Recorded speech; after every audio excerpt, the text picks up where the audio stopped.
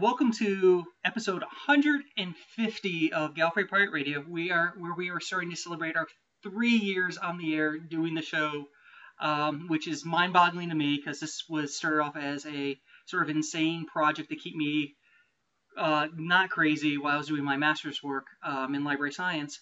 And I have a very, very special guest to the show who's been here before.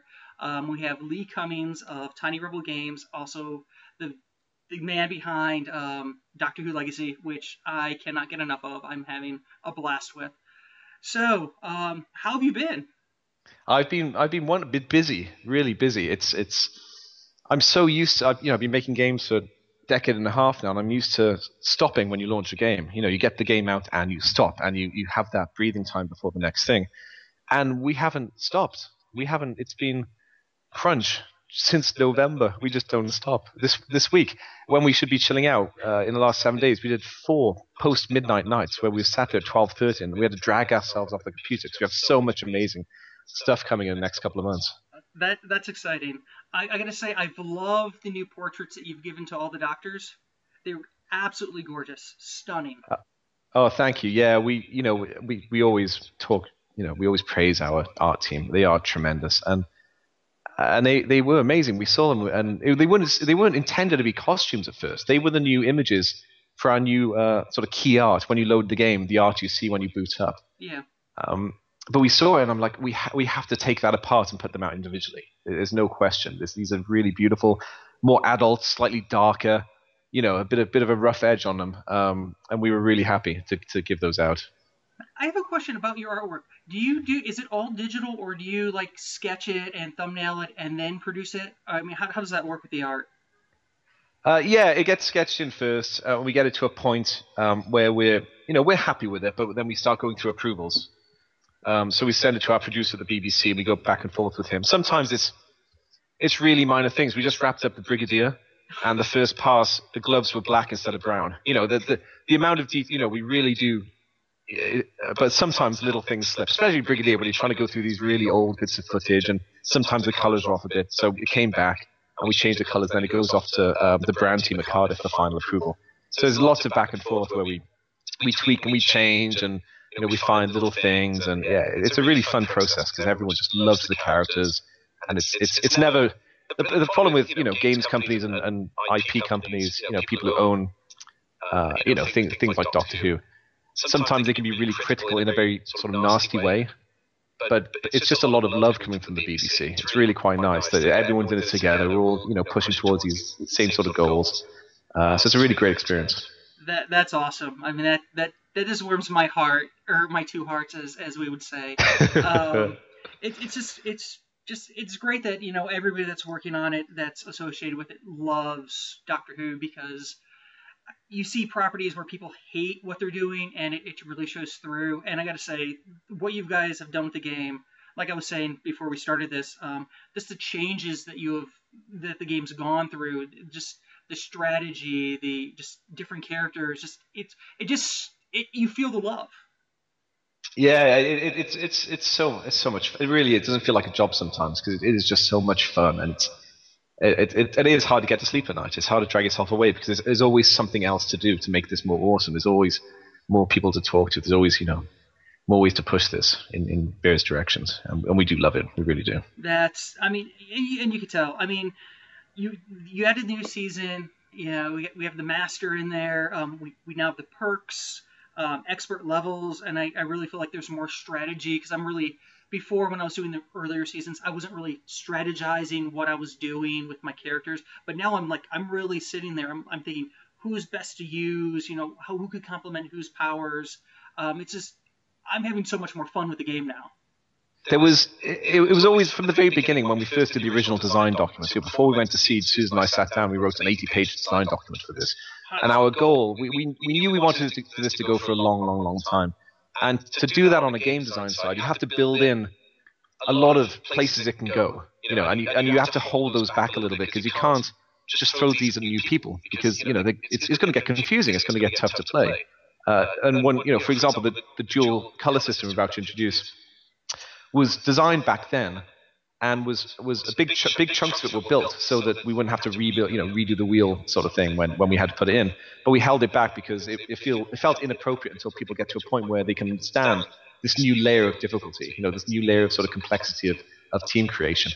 So it's sort of rolling through these really cool ideas that have been sat there. So, the last thing we added, the perk system, where how positional ways to get extra damage by making T's and making horizontal lines.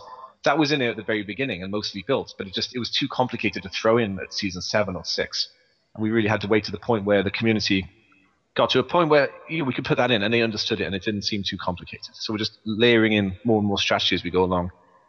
And that's really cool, because I remember when we talked last, you had mentioned that, you had already pre-programmed in, you knew the designs that people were making or could make, and it could affect the game. And it's really nice to see that through fruition. It's all down to the community. We are here by the grace of the community supporting us and letting us do these things. And the way I see it is, we keep making awesome things and we keep talking, and people understand we're here for the long term. The very first conversation with the BBC about the game was, we want to go all the way back. Susan and I will be very happy if we can just do this for another 5 years, and we end up with a game with every single character and Doctor Who, and every single episode, and whoever you are, if you have any love of Doctor Who, you'll find it in this game. If your only love of Doctor Who is to have a second Doctor team with all his companions, it'll be in there. You can find these things. So we're here just to keep building and by to enable us to do that, to keep building the community and talking to the people and finding out what they want, because it's not down to what we want. It's what people want. So we try to really listen as much as we can all the time. Well, yeah, no, it's really cool to see some of my friends, like Jodie Lanai, who's an author. She plays the game, and I love watching her comment on the game. I mean, and you guys really do listen. She was so excited about the Sixth Doctor costume, the new one. It's just so many different people coming together and just loving what you guys are doing. It's incredible. It is awesome, and it is the community is just so amazing around this. We have so many people who give us input all the time and support us and back us up. And if somebody goes on the Facebook page and says some really stupid, nasty thing about it, they will jump on them and defend us. And it just really warms our hearts, and it makes it feel like it's a really team effort. It's not just Susan and I anymore; it's all of us. We have this great community, and we're all pushing forward, making something really cool. And I'll be honest, I'm waiting for my Fifth Doctor and Tegan Nissen-Adric. I'm excited about having that team and playing with them, just because that was my Doctor. Those were my companions. It's just so very exciting, and I'm always looking forward to the newsletter, see what we're going to get next, who we might be getting next. It's just, I look forward to when those things come out, and I can't say that about every game or anything else that's really out there. I get really excited. I'm as excited about your game as I am about hearing about things that are going to happen in the new season with Capaldi. I mean, you guys, you're right there. I'm like, I have to know what's going on in both those worlds right now. Well, you're going to freak out when we can finally talk about what we're doing around season 8. We can't talk about it yet, but there's a lot of plans in the works, and they are spectacular. I can't wait till the BBC announce what we're doing. Yeah, I can't wait, because I know there were only 3 Doctors, or actually sort of 4 if you count Peter Cushing. I mean, we don't have Davison yet. We don't have Tom Baker, and we don't have Capaldi. And I'm waiting for all that stuff. I'm really excited to see what you do with those characters and just the art and everything. I'm so invested in what you guys are doing. It excites me. Thank you so much. It's amazing to hear. And we all, it's great. We all feel the same way. Everyone about it. Our producer, the BBC. We sat down with some of the brand team this week while we're in Cardiff, and everyone's really excited. And it was really great. I think everyone understands there's something a little bit different here. I can't think of another game which is sort of like this, that's being built sort of day by day with the community, that we're adding things every, it really is weekly. We just keep pushing things in there. Yeah. And there's nothing quite like that out there, that because you tend to ship something and stop, you don't really, and maybe 6 months later there's a bit of DLC or something, that's sort of where the console industry is. Yeah. And I think we're in a position now with modern technology, with the internet, with all these forms of communication, and you can build a game that just changes daily, that just keeps changing and evolving and then becoming more awesome by the day. And honestly, I feel like some of the games that are similar to yours are actually looking and seeing what you're doing, because I'm like noticing, hey, I kind of saw that in Doctor Who Legacy first, and now they're sort of, not copying you, but sort of trying to do what you guys are doing. That's awesome. I don't have time to play other games these days. And I guess that's sort of testament to how much we love this game. We still play a lot of this game, quite an unhealthy amount of our own game, outside of what we have to do to test new features and to make sure things are working and, the sort of day-to-day work part of it. Susan's grinding through. She really wants to play Brigadier, I was going to call it Brigadier 1 all day, Greyhound 1. Susan's really sweet. She sort of sits back and tries not to jump in on the design side for these big chunks of content. She didn't, when we added the epilogue to season 6 with the Master, she hadn't read any of it. She didn't know what was coming because she loves to play it. So now she's sort of sitting back a bit with Greyhound 1 because she really wants to play it. She wants to get to the end of season 5, so she's ready to go the day we launch it. And that's her own time. She could debug through to it. We could just hit buttons and everyone's max level, but she wants to play through because she loves the game. I think that says a lot about the game when, she doesn't want to, cheat and get there. She wants to experience it like the players are experiencing it. I mean, that's just absolutely wonderful. It's great. It's great having such a small team, where I can run off into the design side and there's so much trust between everyone that I was working on my own on the Greyhound 1 script and I had sent it to our producer at the BBC for approval. And it had gotten to the brand team before anyone else had seen it, before Susan had seen it or before the team had seen it, because it's just everyone is so much trust around the team where we can go off and do cool things and they come back and they're always like the new portraits. Mm-hmm. They come back and they're just awesome. We know that everyone's going to try their best and create great things. Yeah, and I gotta say, I love the story that you're weaving in there, and that you've gone back and added stuff. It just adds so much more to the game, and especially for new players, they're gonna experience something that I didn't experience right away because as soon as I heard about the game, I was like, I had to play it. But I love that you just keep building and adding and just making it so much more of a wonderful experience. Even though it already was, you just keep making it better and better. Yeah, that's the goal. It's on a daily basis. That is sort of our goal. We have two goals when we wake up in the morning. One is to just grow the community, grow the love of the community, make the community bigger, and just our social efforts, just get the word out a little bit more. And the second goal is just make the game better in some way. Get one more character, get permission to do something, get something that adds value to this to make it even a tiny bit better, because it all adds up over time. And you look back at the 7 months since we launched, and it feels significantly different because these tiny things we keep adding to it. Has it only been 7 months? What is it, November? It's not far off. It's maybe 8 now. Wow. Because, the game plays like a game that has been in, years in designing. It's been years being worked on. Because it's incredible. I didn't realize I'd been playing it that long. I hope that our goal for this, and when we started talking to people about the game, they were like, aren't people in the industry tend to think that people who play games pick one game and play it and then delete it and walk away. And our goal with Doctor Who was we want people to always have it there at the back. Not, they may take a month off, but they'll come back because of the love for the core mechanics and the love for the the Doctor and his companions. And it's just, you don't really have secondary games like that. No. That you won't delete because I'll come, I'll take a few weeks off. I need a break for this. I'll go off and play something else, but I'll come back. I know I'll come back. There's a lot here to love. I'm just going to wait for new things to come. Yeah. Well, I'll say this is we had this really bad ice storm here, and I was without power for 4 days, and I literally went back to the very first season and was collecting everything I could. And it got me through 4 days of no power, no nothing. And I just reveled in just having so much fun with the game and being entertained by it and just not growing tired of it, because I played it for 4 days straight, just unlocking and playing the same levels over and over again, learning little things. Honestly, I adore this game.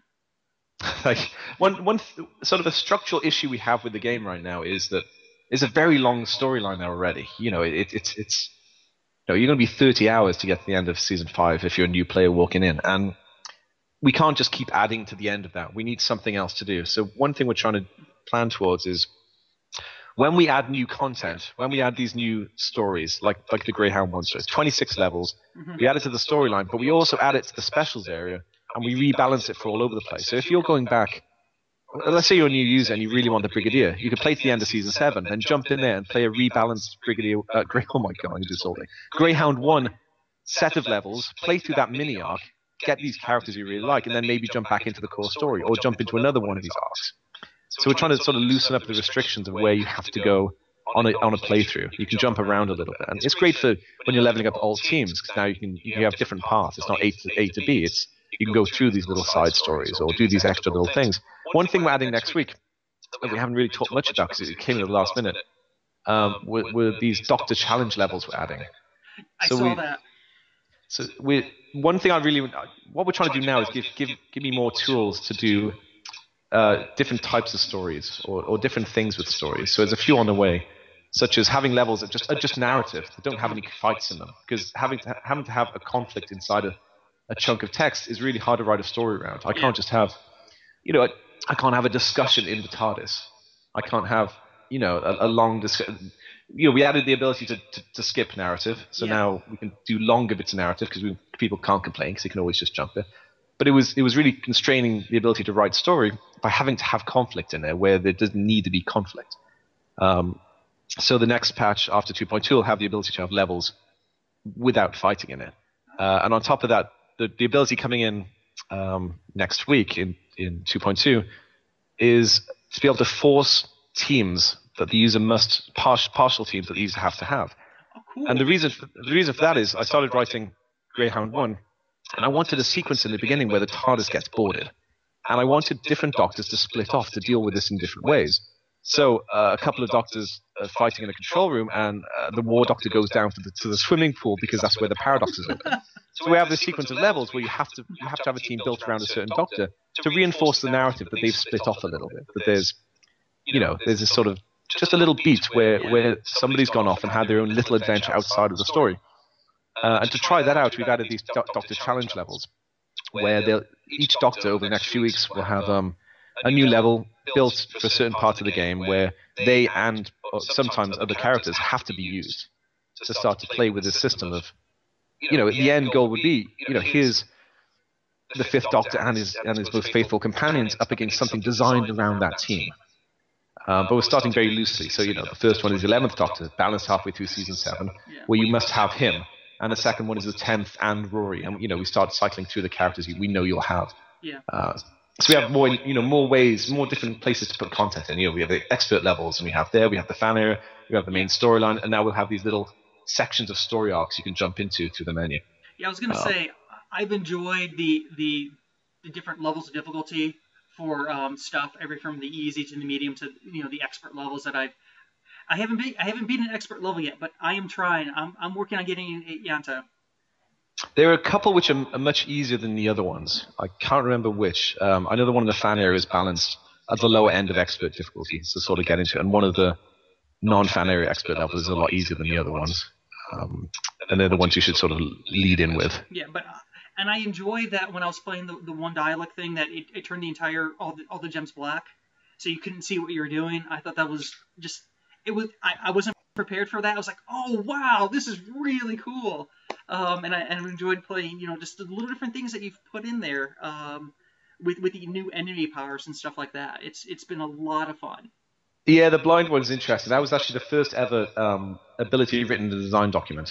It was when we started talking about the design, enemies. It was like we have to have blind in there because it's so stark. It takes away this, it is just hits you like you've lost the ability to evaluate a board in the way you need to evaluate a board. But it was an ability that felt really far too hard for Season 7 and really hard for Season 6. But when we hit Season 5, we're like, okay, we can start putting in these ones which are a bit more complex. You need to really think around it in a very different way, because by that point, you should be able to do that. You've done enough levels, put enough time that you should be able to deal with this and not run away scared or put the game down. You know what I mean? You should be able to sort of, you don't have to pause. You can evaluate this and then work your way through the different skills. Yeah, they're fun to put in. They're really fun to put in. Yeah, no, I always look forward to what new thing am I going to run up against, and how am I going to figure out how to deal with it with my doctor, with my companions, to combat what you guys are throwing at us. And I really enjoyed that, and there are no other games, or at least mobile, that I've played that are like that with that sort of thing, and I enjoy that. It's fun. It causes me to think. It lets me with my favorite doctors and companions. It's everything I love about a game. Well, the inspiration, Susan and I are huge RPG fans. We're dungeon crawlers. We love nothing more than sword and boarding up. I'll play a cleric or a tank, she plays the other, part of a trilogy. And we just, barrel through a dungeon somewhere. And we love that back and forth. You have an encounter. It's a contained encounter. They do something, you reply. They stun your healer. What do you do? And we found that gem games really didn't have that. You play something like Bejeweled, it's very one-sided. There's no question being asked of you, really. It's sort of, it doesn't have that cadence of back and forth between you and an enemy, and that's what we really wanted to get in. And again, it was one of the first lines in the design. I think the first line in the design document is a quote from Fear Her, which is, "To get through the universe, you don't need warp engines and this and that. You just need a hand to hold or something." It's a really lovely quote, and we try to set the stage for the idea that it's not just the Doctor. This isn't just the Doctor story. This is everyone. This is all of them in it together. And then the next line was sort of, "This needs to feel like a dungeon crawler where the enemy asks a question of you, and you have to use your abilities. You have to answer that to sort of solve that situation." I'm really glad you sort of see it in the same way, this back and forth. Oh, I mean, I agree with you, especially now that you say dungeon crawler. I mean, I'm a huge dungeon crawler. I love playing my pen and paper RPG. I actually write for some. I love my video games that are dungeon crawlers. But now that you say that, yeah, I'm leveling up my guys. I'm increasing their abilities. I'm playing with my own little party of characters like I would in like old school Final Fantasy. I'm choosing who's in there, my healers, my damagers, my support characters. Yeah, I mean, it is really, it's an adventuring party. That's how that's what it's supposed to feel, is that the interplay between characters was very important. And all these RPG subsystems really reinforce the idea that you can swap somebody out and bring in somebody else, and things change. Like when you're in a dungeon, you might swap out your extra DPS guy to bring in, a rogue, because you need somebody who can disable traps. And you might go into a level and you may bring in somebody who can heal stun for that level because you need that ability, or you need to be able to get rid of lock, or you need something very specific. You need a tank, you need a beefier guy in there for the extra bit of hit points because you're going to hit really hard in this level. And so that's the sort of the core structure of the gameplay is really built around those sort of systems, and we love those things. And I mean, now that I'm going back and I'm thinking about it, like there are certain levels when I was using the Eighth Doctor to cure poison, or I was bringing in the third Doctor for dealing with the angels and unlocking the stone stuff. Yeah, I mean, I definitely changed my team up depending on the enemies and stuff like that. Yeah, I mean, I didn't see it before, but that's exactly how I was playing the game. I was playing it like a dungeon crawler. The hardest part of doing this was just, on one side, Doctor Who viewers, it's a very casual bunch in terms of gaming. Yeah. They've been burnt over the years. It's not like a big gaming contingent in the Doctor Who community, and a lot of people are spread through the age ranges aren't necessarily gamers. And we had to make a game that got you to that point, got you to the point where you understand these mechanics, which are basically a dungeon crawler, but without freaking you out, of just slowly leading you in, of just seeding in these things. We start off with a small team, and you had a new color, and you had these abilities, and you start swapping things in and out. And that's been the hardest part of the game, is doing this really slowly and just walking them through bit by bit to understand these mechanics and these combinations of things you need to learn for this game. So I know the game is supposedly going to be coming to Facebook. We opened a stress test a couple of days ago, and everything's been timing out. So that's good, because that's what we're supposed to do. We're supposed to stress the system. We're aiming right now. 2.2 is in a submission with Apple, and that normally takes sort of 5 to 7 days. It changes. Things could go wrong. You could bounce it back. But I'm hoping around the end of next week, that'll be live. And as that goes live, we'll launch. Hopefully, we'll get it in time. We'll launch Facebook as well at the end of next week. A full proper launch. So I have a question. Because I know some games that if you play it on your phone, it will carry over to Facebook, and if you play it on Facebook, it'll carry over to the phone in the app. Are you going to look for that sort of functionality in the game, or are they going to be two separate entities? No, launch is going to be two separate entities. But what we really want to do is over at some point try to integrate. It's going to be really hard because we've got people coming from all these different platforms. Yeah. So to support that functionality across the board, because right now we have a Samsung SKU, we have an Android SKU, we have Amazon, and iOS. So we have to support all their all their save systems. Yeah. So right now we're just trying to get it out there and get it live, and it's sort of by necessity we need to have its own sort of save system. I gotta say, I thought it was really awesome what you guys did with Humble Bundle. I actually donated and stuff like that, but I thought it was great that I really felt like you were really giving back and trying to help out some really good causes with the Humble Bundle. That was really funny. We contacted them and we said, look, what do you think about doing a bundle of free-to-play games where you would get them, and if you donate, you get a bigger thing? And they came back a few weeks later like, you won't believe what we're trying to set up. And they were right in the weeds trying to sort out the deal for all the comic books. And we said, that would be great. We'd love to be part of this, and we'll give a bunch of stuff away. And we see it as just another avenue of publicity.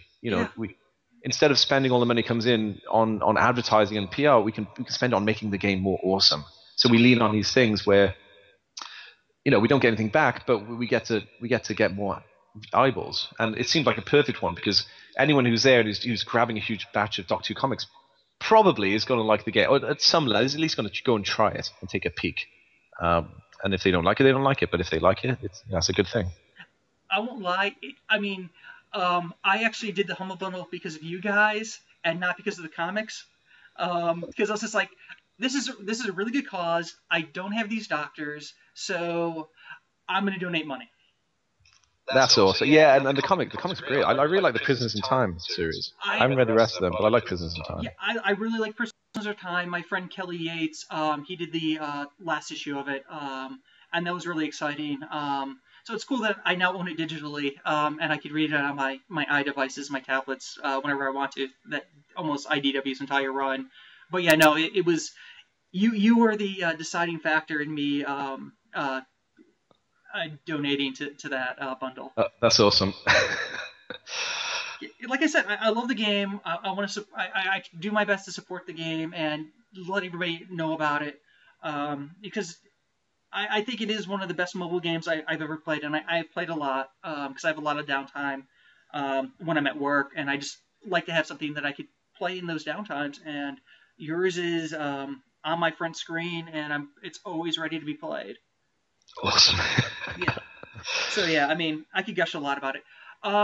So is there anything else you want to say about Doctor Who Legacy and what's coming next? But I think you've said a lot already. I'm like, I can't wait now. I can't wait for the update. I can't wait to get my hands on the new stuff. I can't wait to tell people about it and, get more people playing.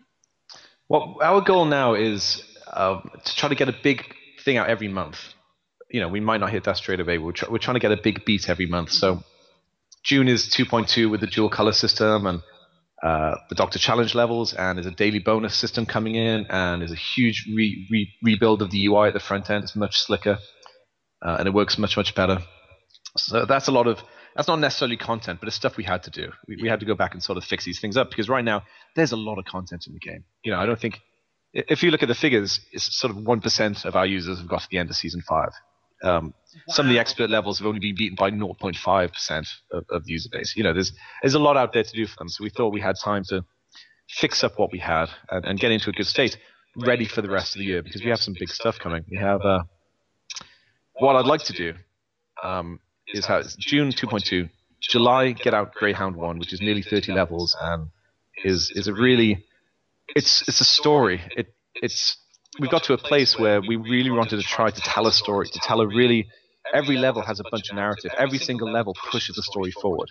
There's no filler in there. It's just the third Doctor. It has this dream. He's fighting a bunch of Ogron, and he suddenly realizes what he needs to take down the Master, to take down the Toclafane. They don't need an army. They need a military thinker. And he's like, I need to go and get my friend, the Brigadier. And this starts off a search through time to get the bits they need to hunt down Brigadier. So it's a bit different. It's a different story. It's a different. I wanted it to feel different from the rest of the game because I didn't want to keep making levels longer and longer. Mm-hmm. It needed to be different. So these are all really much shorter levels. There's sort of 26 or so levels, but you'll beat them in a time you might beat 10 in a regular game. Okay. Because it's supposed to feel more like you're sitting down for a few hours for a movie, not a big long stretch. And I'd like to get one of these out every month, or at least something like that. To have these really big beats coming out. So July, is Greyhound 1. August is the new season and the things we're doing around that. And then I'd like for October to have the final part of the Master arc. Tentatively called The Fall of the Master. And for that, I've just sent a list of requests to the BBC to start clearing. And it's much more heavily pushed towards classic Who. It's nearly a 50-50 split. Oh, wow. And the new ones I've chosen the modern ones I've chosen really, really good reasons. There's some massive fan favorites in there. I want to do Silence in the Library and Forest of the Dead. And I want to try to treat those very differently.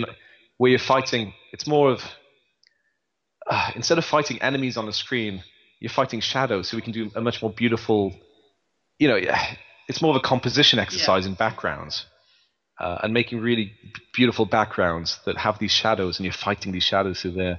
And there's some really great twists we've put in a story for that. And then going back to some really old Dalek episode, have a really old Cyberman episode. Keeper of Traken is in there. I like the idea of fighting the Master's TARDIS. I thought would be a great beat in the Master story. And we have Eric Roberts signed up from the TV movie to be in it as well. So I think that's going to be a really nice beat to wrap that. That captures a lot of the Master's life and characters through the series. And I think instead of trying to push that even further, I think wrap it up there and then move on to something else. I like the idea of doing a big Dalek story, doing something sort of a big Daleks through the years sort of story, or maybe doing like a Black-White Guardian sort of story, or meddling monk, doing something like that. But that'll be a decision I'd like to make with the community as we head towards the end of the year. What arc do you want to see next? What should we look at? I like the idea of keeping the meddling monk till, maybe when time starts reforming, when the chaos is over, he's in there trying to mess with time as it's reforming to make it sort of more sort of something he wants. So maybe we'll keep the sort of tricksters brigade till later. But I think there's some really great arcs we can do and treat them with the same love as we do to the Master. Get the big beats, get them in there, get all the great characters from those stories and put them all in together and do something really wonderful. You're getting me so much more excited about the game because, you're thinking about Doctor Who the way I think about Doctor Who. And it's just like, it's amazing because one thing I've always loved is seeing the evolution of like the dialects, the way they've changed. I love seeing the way the Cybermen have changed and went from human-esque to like more robotic, and it was just, some of the forms are just creepier. And it's just interesting that you're talking about like all these different, like the meddling monk. I am so much more excited now. No, it doesn't take much. I love awesome. Doctor Who. We love it too, and this is why we're just excited every day because there's just so many. It's just so many options, and they're all really great. Yeah. And we have another 2 big things coming in the next few months we can't talk about. Yeah. I can't wait to talk about. But when people see what all these things we have planned, they'll really understand. They'll really get the fact that this isn't a game. It's a platform. Mm-hmm. It's a way for us to explore all these great things and characters on the back of a game. It's not a game in the traditional sense. It's an extendable thing that can be made deeper and wider and more awesome on a daily basis for as long as we want because cell phones aren't going anywhere, and I think the visual style we have isn't going to age anytime soon. I think people will be quite happy to play this. When you play sort of World of Warcraft or Borderlands, they have such a beautiful, distinct style. They're really quite ageless. Yeah. And they still stand up today. Warcraft is decade old, but it really stands up against anything today because it's just a really unique art style. And that's what I sort of wanted with the game, was something that could stand up for a long time, that you wouldn't look at it and go, oh, okay, that looks a bit old now. Well, I also think you hit that you're also doing something a little different than any of these other games, especially the mobile games, is you're telling a story. You're telling a real story. You're just not throwing dialogue in there. You're telling a story that we get to it unfolds to us as we get further along in the game. And I think that, is one of the things that also makes this game stand out, is you are telling a story.